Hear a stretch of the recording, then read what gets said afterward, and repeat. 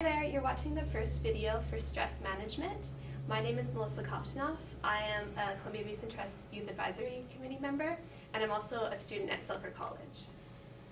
And I'm Robin Higgins. I'm a counselor at Selkirk College, and last winter I had the pleasure of working with Melissa around some stress management strategies, and then she also participated in a group for students called Finding Balance, where we also worked on a lot of these strategies.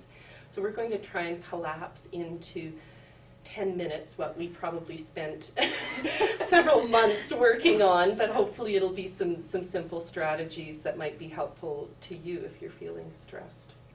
With stress, our whole body reacts, and so I think we're going to start there today, because the two ways into trying to bring stress levels down, and at a sort of brain level, we're trying to find ways that we have less cortisol and adrenaline just flooding our system. So one is to deal with our body, and then the other is to deal with our thoughts. But I think we're going to focus a little bit more on just how we can be more aware of what's happening in our body.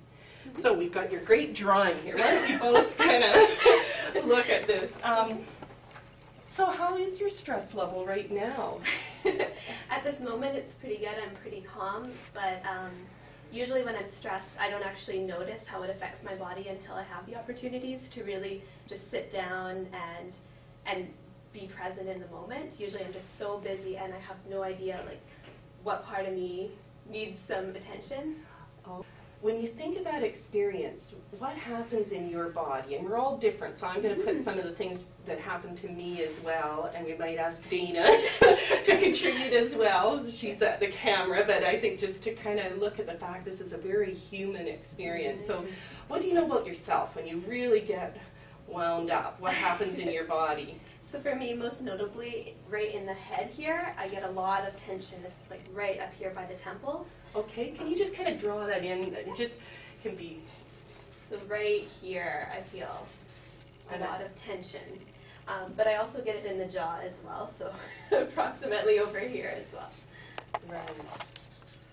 Okay, so the head and the jaw. And for me, I think, I'm just thinking one of the last times I felt really stressed, that sense of, some people call it butterflies, but to me it's more like worms or something happening in my stomach where I really just feel sick sometimes or nauseous.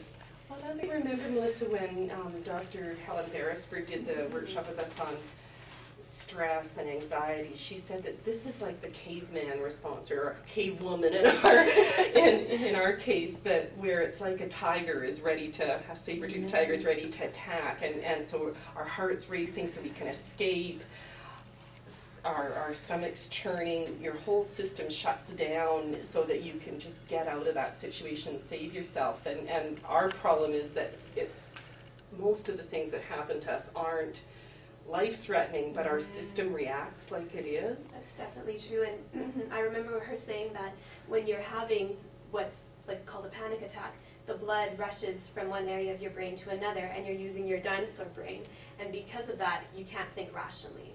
Yeah, and it's really, really hard on your health over time if you're operating out of that kind of panicky place.